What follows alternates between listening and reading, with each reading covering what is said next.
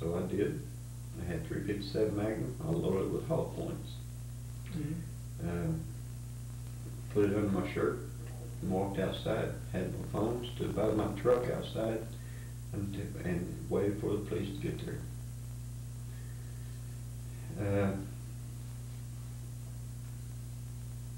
The dad and his son come out and looked at me while I'm standing out there by my truck, waiting on the police to get there, and walked back in the house. And directly the boy come out there, Jackie Jr., come walking out there. I'm standing by at the bed of my truck, waiting on the police to get there, not saying nothing to anybody. And he walks up to the side of my truck. He said, "Terry, man, what happened?" And then he reaches over and grabs me by the back of my hair and starts pulling me backwards. And I've got my arm on the side of my bed of my pickup, and I'm just hanging on, you know, like that, the best I can. But he's a big old boy. And I hang on until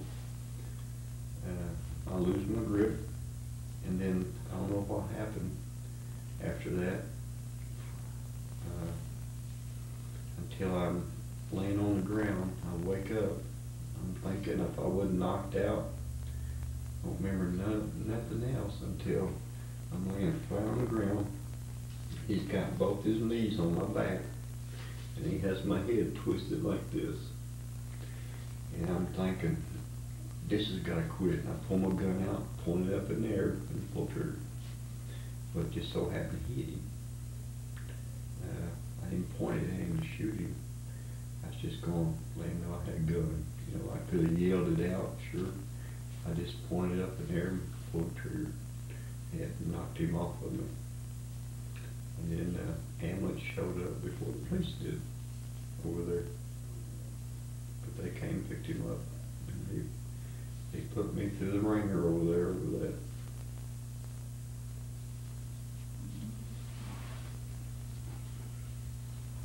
Okay.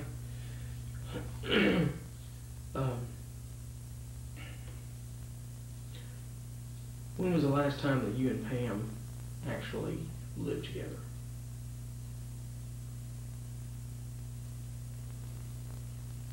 Probably 05, 06. Because she moved, she come back down here, maybe 04, I'm not sure, 05, or 06, something like that.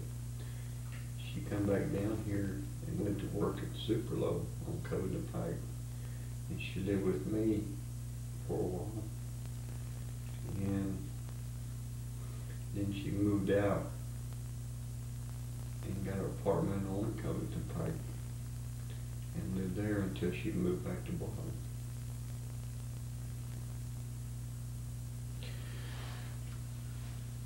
Was there any other occasion, I guess before she moved out, was there any other run-in with the police? Oh yeah, several of them. Any of them where you were arrested during that time? Yeah, thanks to Jolene, Pam's sister. Was that the last time the two of you lived together, you and Pam?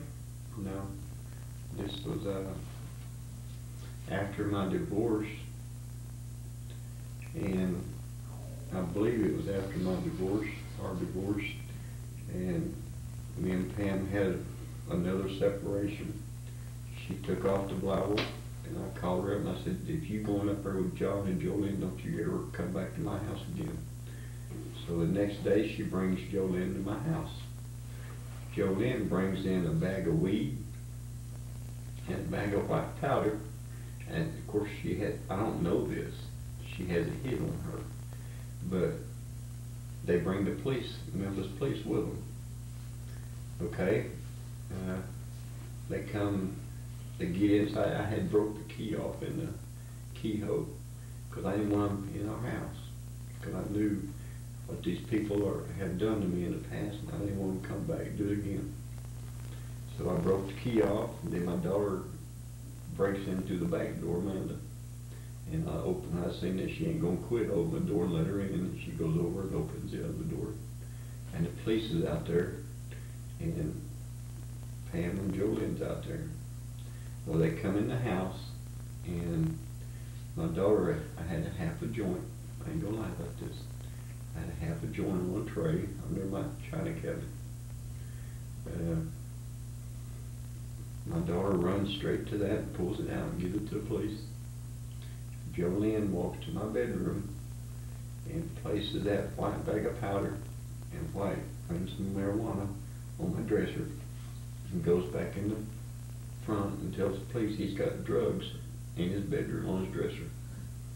They run back there and find this and arrest me.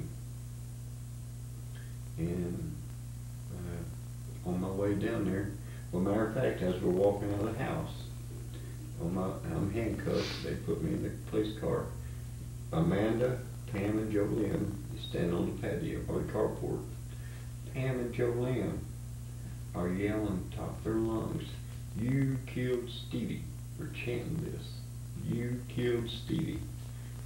They're saying it so loud and so many times that police officer, when he gets me down there by the car, he says, he stops me, he asks me, he says, "Who's Stevie?"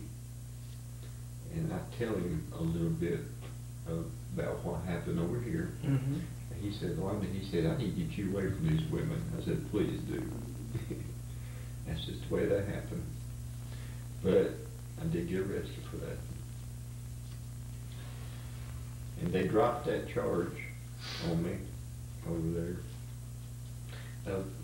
I think they were probably going to charge me for that white powder. I told them, I said, "I don't know nothing about that.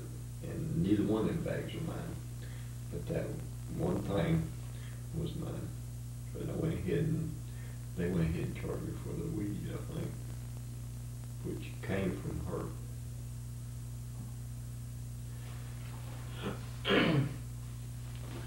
I'm going to go through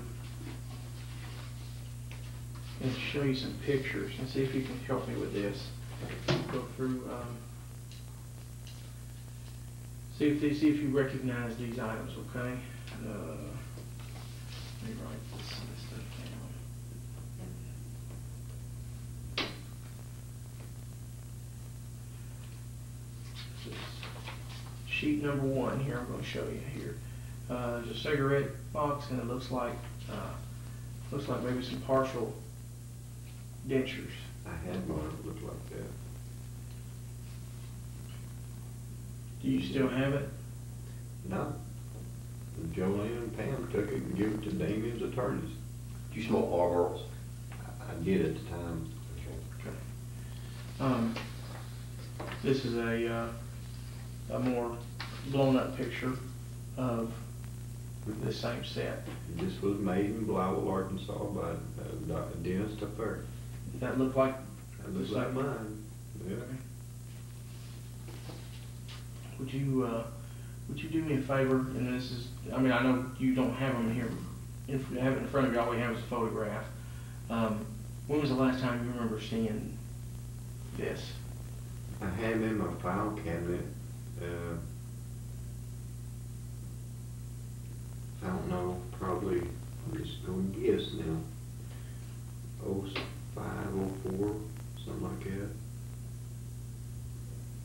I don't really remember the date when I last seen that, but I do remember them taking one of my upper partials and doing that with them. If you would, I've got this marked, like I said, I've got sheet 1, sheet 2, just so we can show for record that we showed you this. Would you sign and put your name and today's date on each sheet as we go through? And like I said, today's date is June the 21st. Can I round here, I looked at this? Sure. I mean, that's fine. I mean, we're recording, so it's showing that you're looking at it. But yeah, that's fine.